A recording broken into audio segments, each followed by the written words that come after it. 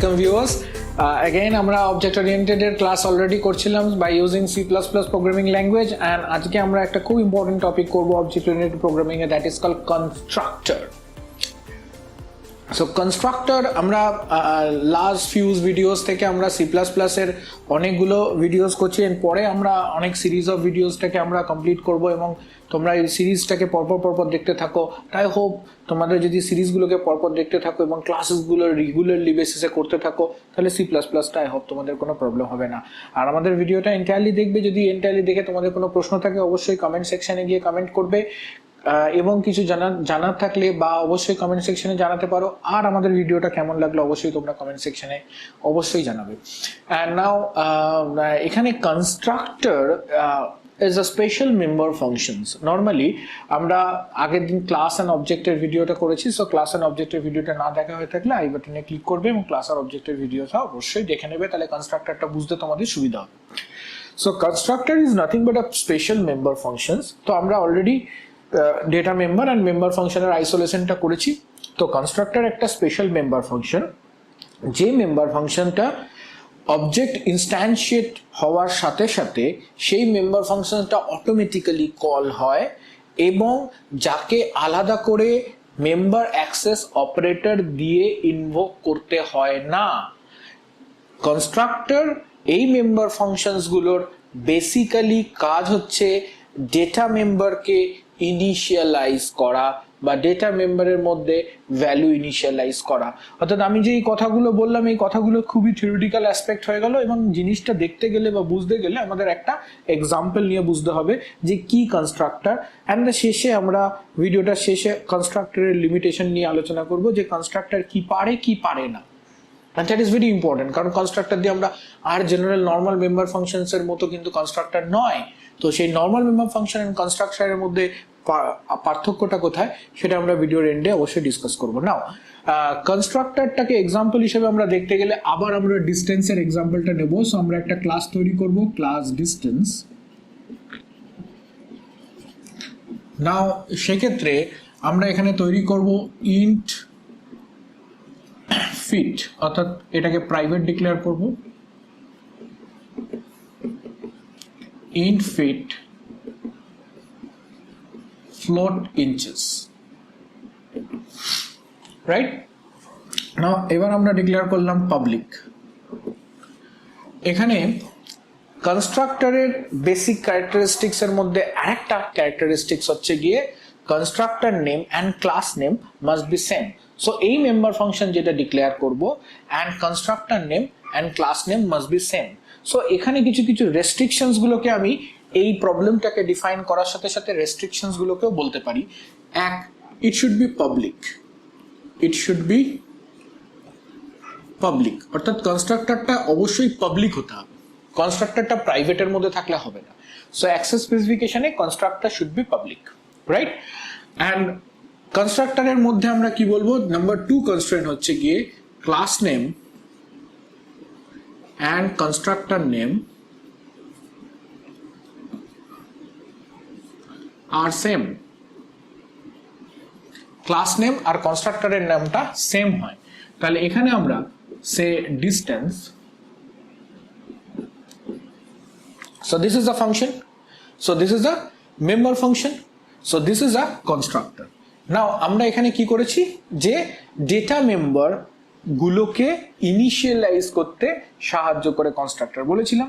তো ইনিশিয়ালাইজেশনের জন্য আমি এখানে ফিট ইকুয়ালস টু দিলাম 0 অ্যান্ড ইঞ্চেস ইকুয়ালস টু দিলাম 0.0। ওকে, নাও কনস্ট্রাক্টর ডিফারেন্ট টাইপের হয়। সো আমরা অলরেডি ফাংশন ওভারলোডিং পড়েছি। সো ইফ ইউ নো, মানে ফাংশন ওভারলোডিং এর কনসেপশনটা যদি আমাদের ক্লিয়ার থাকে তাহলে constructor is also a member function. তাহলে সিমিলার কনসেপশন আমরা কনস্ট্রাক্টরের ক্ষেত্রে অ্যাপ্লাই করতে পারি। অর্থাৎ যেমন ফাংশন ওভারলোডিং এ আমরা কি করেছিলাম, same function name but different job, and এখানে same function name we can do the different job but argument should be different. অর্থাৎ তার মধ্যে প্যারামিটার যেটাকে পাস করছিলাম বা আর্গুমেন্ট যেটাকে পাস করছিলাম, so it should be different, সেখানে আমরা করেছিলাম। তো এখানেও আমরা করতে পারি আর্গুমেন্ট শুড বি ডিফারেন্ট। নাও তাহলে এখানে কনস্ট্রাক্টরের ডিফারেন্ট টাইপ আছে। সো টাইপ অফ কনস্ট্রাক্টরের মধ্যে বলি constructor are two types. Constructor are two types. Ki no argument constructor and argument constructor. Okay, no argument constructor and argument constructor. Argument কনস্ট্রাক্টরকে আমরা parameterize কনস্ট্রাক্টরও বলতে পারি, অর্থাৎ আর্গুমেন্ট কনস্ট্রাক্টরের মধ্যে আমরা কি করতে পারি, 1 আর্গুমেন্ট করতে পারি, 2 আর্গুমেন্ট করতে পারি, 3 আর্গুমেন্ট করতে পারি, অর্থাৎ যতগুলো খুশি আমি আর্গুমেন্ট পাস করতে পারি। সো আর্গুমেন্ট কনস্ট্রাক্টরের মধ্যে আর্গুমেন্ট পাস করাই এবং নো আর্গুমেন্ট কনস্ট্রাক্টরের মধ্যে আর্গুমেন্ট পাস করাই না। সি দিস, এখানে আমি কোনো আর্গুমেন্ট পাস করিয়েছি কি? সো আমরা এখানে কোনো আর্গুমেন্ট পাস করিনি, তাহলে এটা কি কনস্ট্রাক্টর হবে? এটা নো আর্গুমেন্ট কনস্ট্রাক্টর হবে। তাহলে এটাকে বলবো আমরা নো আর্গুমেন্ট কনস্ট্রাক্টর। ওকে, তাহলে আর্গুমেন্ট কনস্ট্রাক্টরটা কিরকম হয় দেখি। আমরা আবার একটা কনস্ট্রাক্টর ডিফাইন করলাম, দ্যাট ইজ ডিসটেন্স। তাহলে এখানে লিখলাম ইন্ট এফ আর এখানে লিখলাম float I. So F is a parameter যেটা integer and float I is another parameter যেটা কিনা float I is a variable। তাহলে এই ক্ষেত্রে আমি করলাম feet equals to f and inches equals to I। ওকে, নাও আমি এখানে আরেকটা ফাংশন লিখলাম void showDist, অর্থাৎ ডিসপ্লে যেটা হবে সেটাকে আমি এখানে শো করব। সো এখানে আমি করলাম cout fit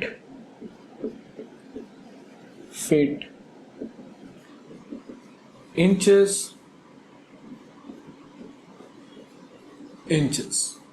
okay, so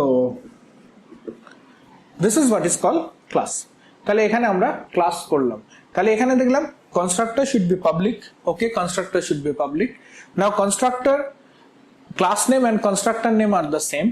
now class name and constructor name are the same। class name is distance and constructor name is also distance and also distance। constructor are two types, one is called no argument constructor, another is argument constructor। so this is no argument constructor and this is argument constructor। now argument constructor can be categorized into 1 argument, 2 argument and 3 argument and so on। now এখানে কত argument আছে?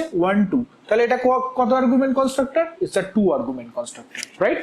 নাও এবার কনস্ট্রাক্টরটাকে আমরা এখানে কি করে use করব চলো দেখে নেওয়া যাক যে how we are going to use constructor.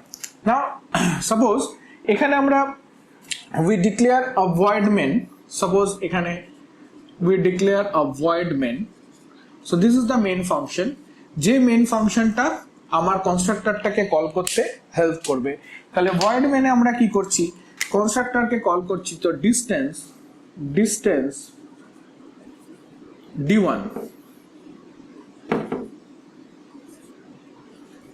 d1 so d1 is an object and at the same time আমরা আরেকটা কল করলাম, that is d2 distance d1 d2 5, 2.6। So আমরা এখানে দুটো ডিস্টেন্স কে ডিক্লেয়ার করলাম, একটা d1 is a object of class distance, d2 is also an object of class distance, right? now we can see that আমরা কি বলছিলাম যে কনস্ট্রাক্টরটাকে আমাকে কোনো মেম্বার অ্যাক্সেস অপারেটর দিয়ে কল করতে হয় না, কনস্ট্রাক্টর অটোমেটিক্যালি কল হয় যখনই অবজেক্টটা ইনস্ট্যান্সিয়েট হয়, কনস্ট্রাক্টর অটোমেটিক্যালি কল হয়। নাও অবজেক্ট ইনস্ট্যান্সিয়েশনে মানে distance d1, so d1 is a object যেটা ইনস্ট্যান্সিয়েট করছে, d1 অবজেক্টটা ইনস্ট্যান্সিয়েটেড হচ্ছে বাই দ্য ক্লাস ডিস্টেন্স। তাহলে এই d1 এর পাশে কি কোনো আর্গুমেন্ট আছে? নেই। তাহলে যেহেতু কোনো আর্গুমেন্ট নেই, তাহলে d1 automatically invoke no argument constructor, or you can say it is a default constructor also। So এখানে ডিস্টেন্স, এই ডিস্টেন্সটা কল হবে অটোমেটিক্যালি, আমাকে কল করতে হবে না, বিকজ যখনই অবজেক্ট ইনস্ট্যান্সিয়েটেড হয় তাহলে কনস্ট্রাক্টর অটোমেটিক্যালি কল হয়। সো অ্যানাদার থিং আমরা এখানে জানতে পারলাম কি, number 4, when object instantiated constructor called automatically। তাহলে কনস্ট্রাক্টর অটোমেটিক্যালি কল হয়। যখনই অবজেক্ট ইনস্ট্যান্সিয়েট হয় কনস্ট্রাক্টর অটোমেটিক্যালি কল হয়। তাহলে D1 অবজেক্ট যখনই ইনস্ট্যান্সিয়েটেড হচ্ছে সো কনস্ট্রাক্টর অটোমেটিক্যালি কল হয়ে যাচ্ছে। ওকে, সো D1 ইজ অবজেক্ট ইনস্ট্যান্সিয়েশনের সাথে সাথে এই কনস্ট্রাক্টরটা অটোমেটিক্যালি কল হয়ে যাচ্ছে। তাহলে আমার কি দাঁড়াচ্ছে, that is D1 dot fit equals to 0 আর D1 dot inches equals to 0.0। তাহলে D1 এর ফিট আর D1 এর ইঞ্চেসটা আমার কি হয়ে গেল, D1 এর ফিট আর D1 এর ইঞ্চেসটা আমার হয়ে গেল দ্যাট ইজ 0 and 0.0, রাইট। তাহলে D1 dot fit equals to 0 and 0.0, so data member initialize করতে সাহায্য করছে। তাহলে constructor is a special member function while class name and constructor name must be same. Whenever object is instantiated constructor gets called automatically. Okay, constructor is used to initialize the data member of the object. চলো দেখো D1 অবজেক্টের data member fit আর inches তাকে use করছে, initialise করছে, right. নাও next যখন আমার এই কনস্ট্রাক্টরটা call হবে D2, তাহলে D2 তে আমি এখানে দুটো আর্গুমেন্ট পাস করাচ্ছি, সো 5 আর 2.6। কোন কনস্ট্রাক্টরটা কল হবে, অবভিয়াসলি রাইট 2 আর্গুমেন্ট কনস্ট্রাক্টরটা কল হবে। তাহলে F and I, তো F এর মধ্যে so this is called actual argument, this is called formal argument. So actual argument and copied into formal argument. তাহলে সেক্ষেত্রে যখনই D2 ইনস্ট্যান্সিয়েটেড হচ্ছে তখন 5টা F এ কপি হয়ে যাচ্ছে অ্যান্ড 2.6টা I এ কপি হয়ে যাচ্ছে। তাহলে ফিট ইকুয়ালস টু হচ্ছে 5 আর ইঞ্চেস ইকুয়ালস টু হচ্ছে 2.6। তাহলে এখানে যদি আমি দেখতে যাই যে এটা হচ্ছে আমার D1 অবজেক্টের জন্য, তাহলে D2 অবজেক্টে সিমিলারলি কি হবে, D2 অবজেক্টে সিমিলারলি হবে ফিট আর ইঞ্চেস। ফিট হচ্ছে কত, ফিট হচ্ছে 5 আর ইঞ্চেস হচ্ছে 2.6। ওকে, তাহলে ফিট হচ্ছে 5, ইঞ্চেস হচ্ছে 2.6। নাও এখানে যদি আমি করি D1, now showDist is not a constructor, কিন্তু showDistটা কি নর্মাল মেম্বার ফাংশন। তাহলে as it is a normal member function তাহলে অবশ্যই একে কল করতে হবে আমাকে, এ অটোমেটিক্যালি কল হবে না। তাহলে কল করতে গেলে আমার কি লাগবে, ডট অপারেটর অর্থাৎ মেম্বার অ্যাক্সেস অপারেটর লাগবে। তাহলে showDistকে D1 ডট showDist যদি আমি এখানে কল করি, showDist কল করলাম অ্যান্ড সিমিলারলি আমি D2 ডট showDist কল করলাম। ওকে, সো D1 ডট showDist আমাকে কি দেবে, 0 আর 0.0, আর D2 ডট showDist আমাকে কি দেবে, D2 ডট showDist দেবে আমাকে 5 and 2.6। That's how the constructor work. Okay, now এবার আমরা কনস্ট্রাক্টর কি কি পারে, কনস্ট্রাক্টর কি কি পারে না, what are the limitation of the constructor. I hope you understand this example. আমরা এই এক্সাম্পলটা আমরা প্র্যাকটিক্যালিও করে দেখাবো যে আউটপুটে এই ধরনের জিনিসও আসবে। সো তোমরা প্র্যাকটিক্যালের ভিডিওর জন্য অবশ্যই তোমরা দেখতে থাকবে চ্যানেলটা, এবং সেখানে তোমরা প্র্যাকটিক্যালেরও ভিডিওসটা পেয়ে যাবে যে এই যে এক্সাম্পলটা আমরা করালাম সেটাকে আমরা প্র্যাকটিক্যালি ইমপ্লিমেন্ট করে দেখাবো কি হচ্ছে, অ্যাকচুয়াল রেজাল্টেন্টটা কি হচ্ছে।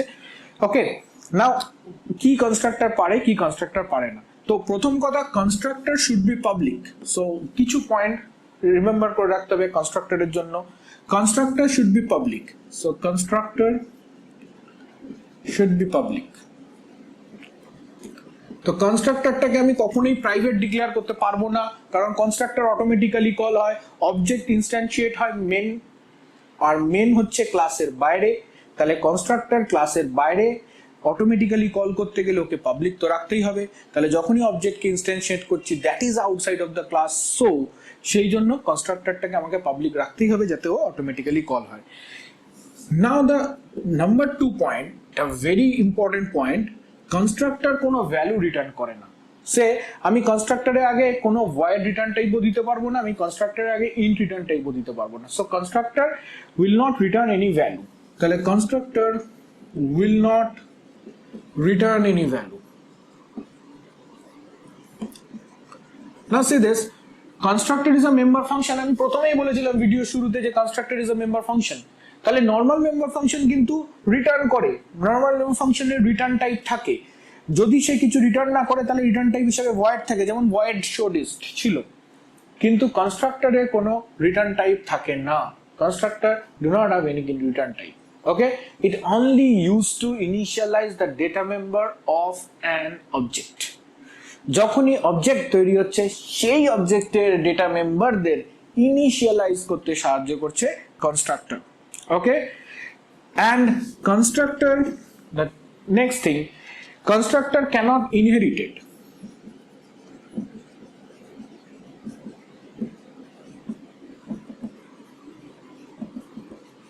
সো কনস্ট্রাক্টরটাকে আমরা ইনহেরিট করতে পারি না, আমরা পরবর্তীকালে ইনহেরিটেন্স পড়বো, that is called রিইউজেবিলিটি।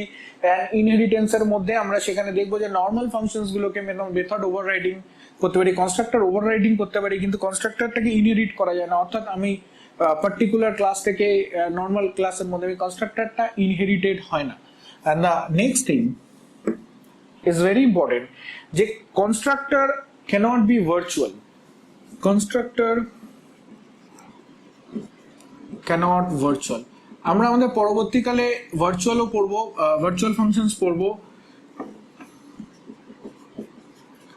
That is dynamic binding or late binding you can say, যে ডাইনামিক পলিমরফিজম। আমরা অলরেডি স্ট্যাটিক পলিমরফিজমে ফাংশন ওভারলোডিং পড়েছি, তো আমরা এর পরবর্তীকালে অবশ্যই ভার্চুয়াল ফাংশনস পড়বো।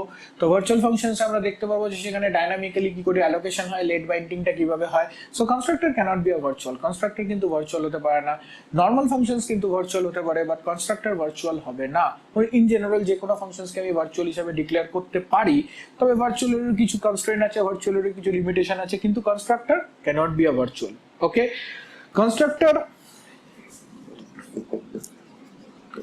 constructor cannot refer,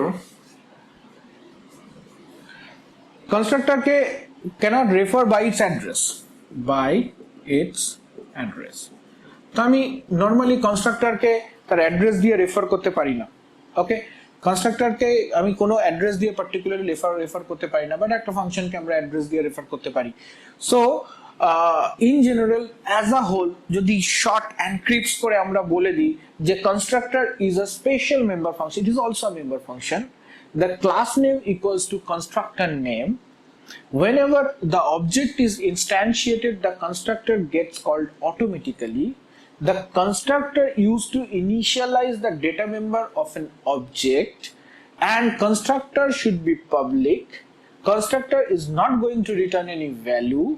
Constructor cannot be inherited. Constructor cannot be virtual, or it cannot refer by address. So these are the very interesting points that you should remember about the constructor.